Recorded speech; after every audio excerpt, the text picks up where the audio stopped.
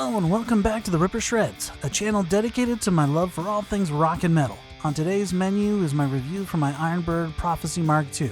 I bought this guitar with my own money, and you're going to get your money's worth of honest opinion right here.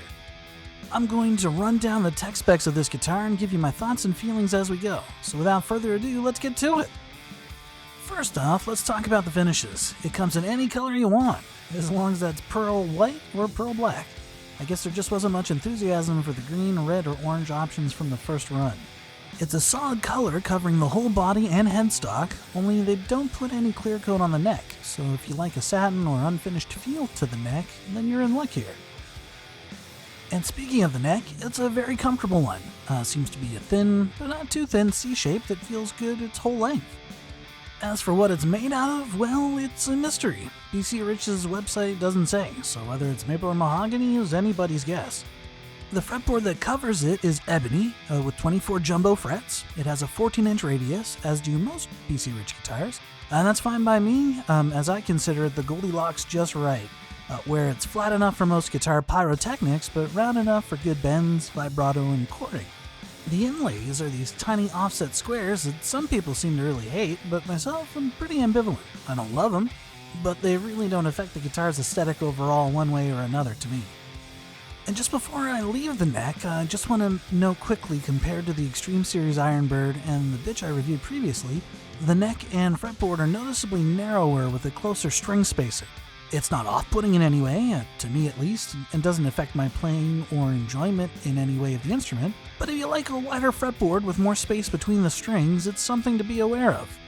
The headstock is your standard 6-in-line b.c.rich harpoon, which in my opinion really fits this and most of the pointy b.c.rich options. It comes with standard Grover tuners, and they do the job. I swap them out, however, for some locking tuners, as floating bridge systems like a Floyd Rose are already a bit of a nuisance to change strings, so I make things easier for myself where I can. The body's main toned wood is Nyato Palanquin, what is euphemistically referred to as Eastern Mahogany, since it's not technically mahogany, but is similar in weight and density and sounds close enough to it, so think of it as basically cheap mahogany. It sounds great, and that's all that really matters. As mentioned before, it's rocking a Floyd Rose floating bridge, a Floyd Rose 1000 to be exact, and with that said, don't let the Floyd Rose purists make that a turn-off for you. If it's set up correctly, it stays in tune as well as any original Floyd Rose does, and if you stick an OG fat brass block on it like I did, it sounds basically 90-95% as good as an original German Floyd. As for pickups, it has one, DiMarzio Super Distortion, and in this guitar it is bright and it is hot, and verging on excessively so on both counts, to the point where I'm constantly waffling on whether or not I want to swap it out. It depends on the day and the amp I plug it into, as it definitely leans into a thicker sounding amp like a rectifier for it to make the most tonal sense, that's for sure. So if you're rocking a thicker, denser amp, then you'll probably be fine with it. At the end of the day, it'll really be up to you and your personal taste.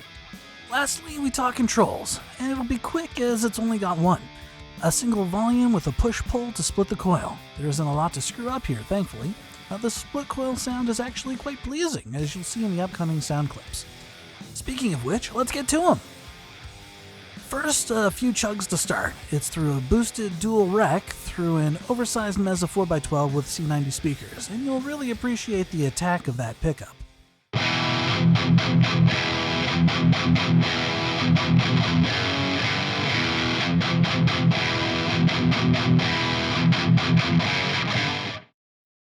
Now a quick lead lick with a little delay and reverb.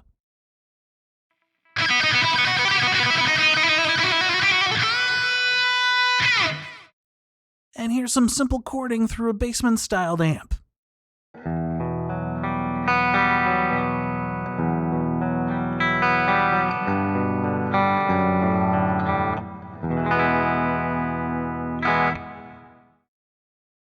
Lastly, some of that split coil sound.